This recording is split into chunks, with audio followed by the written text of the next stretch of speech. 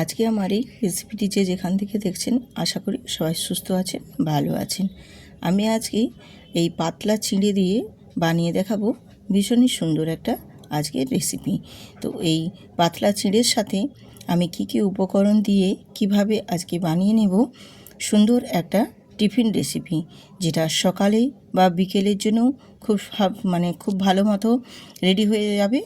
আর বাচ্চাদের টিফিনের জন্য বানিয়ে নিতে পারবেন, যেটা বাচ্চাদের পক্ষেও ভীষণ ভালো। এছাড়াও যদি অফিসে টিফিনেও বানিয়ে দেন সেক্ষেত্রেও ভীষণই সুন্দর একটা রেসিপি, যেটা সারাদিন খেলেও কিন্তু গ্যাস অম্বল হবে না, শরীরকে সতেজ রাখতেও অনেক সহায়তা করবে এবং বানানোও ভীষণ সহজ, খেতেও ভীষণ টেস্টি। তো চলুন দেখে নেওয়া যাক আজকের এই রেসিপিটি। আমি এখানে চিঁড়ে নিয়েছি 1 বাটি, আর চিঁড়েটাকে মিক্সিতে একটু গুঁড়ো করে নিয়েছি। তো খুব মিহি করে নয়, একটু দরদরা করে গুঁড়ো করে নিয়েছি। আর একেবারে মিহি মতো করে গুঁড়ো করারও প্রয়োজন নেই এই রেসিপির ক্ষেত্রে, একটু দরদরা ভাব থাকলেই কিন্তু হবে। তো দেখো আমি খুব ভালো মতো করে একবারে গুঁড়ো করে নিয়েছি। এবারে এর সাথে কিছু উপকরণ আমি অ্যাড করে দিচ্ছি, যেমন একেবারে অল্প একটু আদা গ্রেট করে দিয়েছি। আদাটা আমাদের হজমের পক্ষেও ভীষণ ভালো, আর এই গরমে আদাটা খাওয়া খুবই ভালো। আর এখানে দিলাম কাঁচা লঙ্কার কুচি দিয়েছি, আর দিলাম এখানে গাজর গ্রেট করে নেওয়া, আর একটা আলুও গ্রেট করে নিয়েছি, সে আলুটাও আমি দিয়ে দিলাম।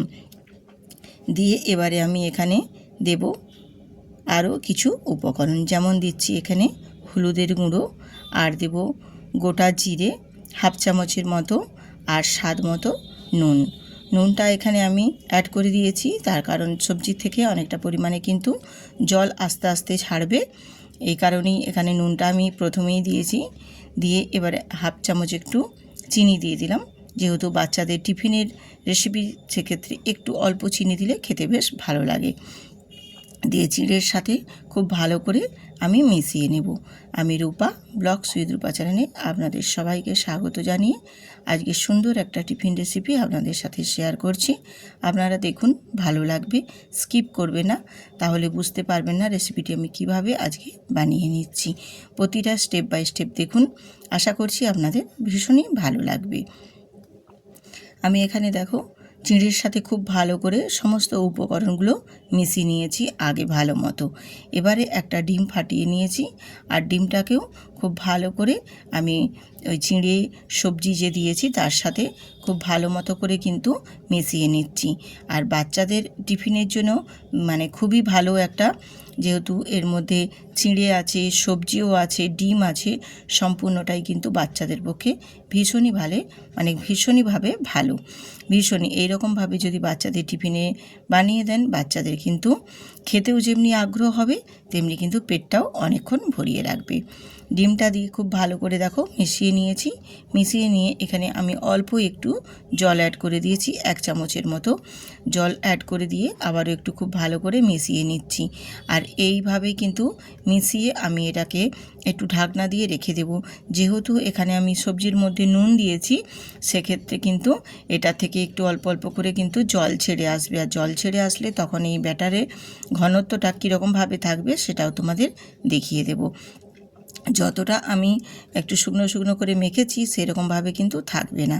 এই দেখো আমি তোমাদের দেখিয়ে দিচ্ছি, দেখো কতটা টাইট ভাব ছিল ব্যাটারটা, এখন কিন্তু অনেকটাই নরম হয়ে গেছে, কারণ সবজির মধ্যে যে নুনটা দেওয়ার কারণে যে জলটা ছেড়েছে সেই জলটা কিন্তু অনেকটাই এটাকে নরম করে দিয়েছে।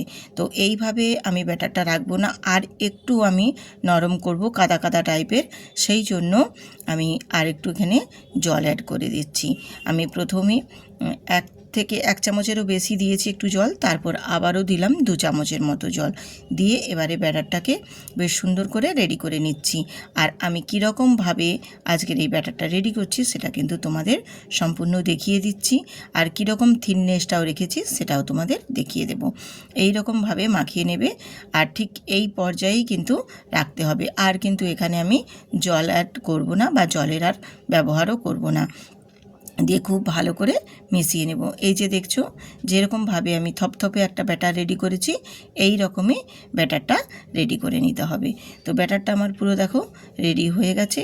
এবার আমি ব্যাটারটাকে একটা সাইডে সরিয়ে রেখে দেব। এবারে আমি চলে যাব গ্যাসেতে। এবার গ্যাসটা অন করে দিয়ে একটা আমি ফ্রাই প্যান বসিয়ে দিয়েছি, আর একটা ননস্টিক তাওয়া বসিয়েছি। আর তাওয়াটা দিয়ে আমি এখানে অল্প দেখো একেবারে সামান্য কিন্তু একটু তেল দিয়ে দিয়েছি, আর তেলটাকে খুব ভালো করে তাওয়ার মধ্যে আগে ছড়িয়ে নেব। আর এই সামান্য অল্প তেলেই কিন্তু এই টিফিন রেসিপিগুলো খুব সুন্দরভাবে রেডি হয়ে যাবে। খুব বেশি কিন্তু তেলের ব্যবহারও হবে না। আর এখানে না লাগবে আটা, না লাগবে সুজি, না লাগবে ময়দা। বেশ সুন্দরভাবে কিন্তু চিঁড়ে দিয়ে, সবজি দিয়ে আর ডিম দিয়ে বানিয়ে দেখাবো সুন্দর একটা টিফিন রেসিপি, যেটা বাচ্চা থেকে বড় সবাই কিন্তু খেতে পারবে। বাচ্চাদের টিফিন বক্সে দিলেও কিন্তু ভীষণই হেলদি একটা রেসিপি, যেটা বাচ্চারা খুবই অনায়াসে কিন্তু খেয়ে নিতে পারবে এবং ভীষণ পছন্দও করবে। কারণ এর মধ্যে ডিম আছে, সবজি আছে, যেটা বাচ্চাদের খুব খুব পরিমাণে শরীরের পক্ষে দরকার। আর বড়দের যদি টিফিন লাঞ্চ বক্সে বা অফিসে লাঞ্চ বক্সে দাও, সেক্ষেত্রেও কিন্তু পেটটা অনেকক্ষণ ভরিয়ে রাখবে এবং শরীরের দিক থেকেও কিন্তু অনেকটা উপকার, যেটা সারাদিন খেলেও কিন্তু গ্যাস অম্বলের ভয় থাকবে না। এতটা সুন্দর এবং এতটাই সুস্বাদু হয় এই টিফিন রেসিপিগুলি। একবার হলেও বন্ধুরা বাড়িতে বানিয়ে দেখবেন, আর বানিয়ে দেখে তারপর ট্রাই করে কিন্তু আমার কমেন্ট বক্সে কমেন্ট করতে ভুলবেন না যে সত্যি এই টিফিন রেসিপিগুলো দিদিভাই ভালো হয়েছে। আমি একটু ওপর থেকে দেখো একটু আমি বিনস বা বরবটি, যার বাড়িতেই যেটা থাকবে সেটা, বা ক্যাপসিকামও যদি থাকে, ওপর থেকে একটু ছড়িয়ে দেবে ডেকোরেট করার জন্য, তাহলে বেশ দেখতে ভালো লাগবে। দিয়ে ওপর থেকে একটা ঢাকনা দিয়ে আমি ঢেকে দেব কিছুক্ষণের জন্য, তাহলে খুব সুন্দরভাবে কিন্তু নিচটা বেক হবে, আর এত সুন্দরভাবে বেক হয়ে উঠবে, আর দেখতেও যেমনি ভালো লাগবে তেমনি খেতেও ভীষণ সুন্দর লাগবে। আর যেহেতু চিঁড়ে দিয়ে বানানো, সেক্ষেত্রে কিন্তু একটু নরম ভাব থাকবে। উল্টানোর সময় কিন্তু একটু খুব সাবধানে দেখে উল্টে নিতে হবে। তো আমার প্রথমেরটা একটু নিষ্পিস হয়ে যাওয়ার কারণে একটু হয়ে গেছে, কিন্তু পরেরগুলো খুব সুন্দর করে আমি উল্টে নিয়েছি। তো তাই বলছি বন্ধুরা, তোমরাও কিন্তু একটু সাবধানে দেখে আস্তে সুস্তে উল্টে নেবে, কারণ এটা চিঁড়ে দিয়ে বানানো। সুজি বা আটা ময়দা হলে ঝট করে যেমন টেনে নেয়, একটা শক্ত ভাব হয়ে যাবে। যেহেতু এটা চিঁড়ে দিয়ে আছে, সেক্ষেত্রে কিন্তু একটু নরম নরম হবে।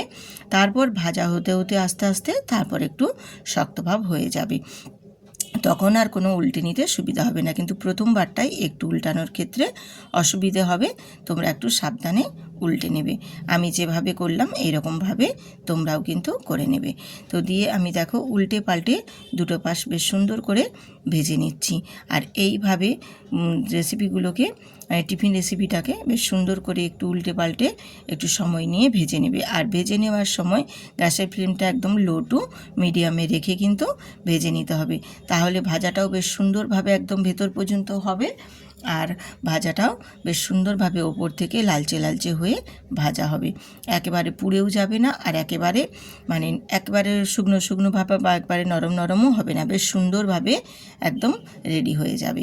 তো এইভাবেই টিফিন রেসিপিগুলো বানিয়ে নেব। যদি ভালো লাগে অবশ্যই কিন্তু বন্ধুদের সাথে প্রচুর প্রচুর পরিমাণে শেয়ার করবেন, এবং নতুন নতুন বন্ধুরাও সাবস্ক্রাইব করতে ভুলবেন না। সাবস্ক্রাইব করে বেল আইকনটি প্রেস করে রাখবেন, তাহলে আরও পরবর্তীকালে নিত্য নতুন রেসিপি দেওয়া মাত্রই পৌঁছে যাবে আপনাদের কাছে। তো বন্ধুরা দেখো, আমি প্রথমবারে যে চারটা দিয়েছিলাম সেই চারটা ভেজে তুলে নিয়েছি। তারপর আমি আর যে বাকি ব্যাটারটা রয়েছে, সেই বাকি ব্যাটারটার মধ্যে আরও আমার তিনটে হয়েছে। এই তিনটেকেও আমি বেশ সুন্দর করে ওই একই রকম ডেকোরেশন করে আর আস্তে আস্তে করে সব ভেজে নিয়ে তারপর ফিরে আসছি আপনাদের কাছে। তো আমার সবগুলোই দেখো ভাজা হয়ে গেছে, সুন্দর করে ভেজে রেডি করে নিয়ে চলে এসেছি। এরপর তোমাদের দেখিয়ে দিচ্ছি আমি টিফিন রেসিপিগুলো যেভাবে বানিয়েছি, যে কতটা কম সময়ের মধ্যে আর কত কি উপকরণ, বাড়িতে থাকা সামান্য উপকরণ দিয়েই আজকে বানিয়ে নিতে পারবেন। আর আমি যে রেসিপিগুলো আপনাদের মাঝে শেয়ার করি, সেগুলো কিন্তু সম্পূর্ণই বাড়িতে থাকা সমস্ত কিছুটাই একদম ঘরে থাকবে, সেরকমভাবে বানিয়ে নিতে পারেন। খুব আহামরি কিছু কিন্তু আমি জিনিস দিয়ে বানাই, সেরকমভাবে বানিয়ে তোমাদের দেখাইনি।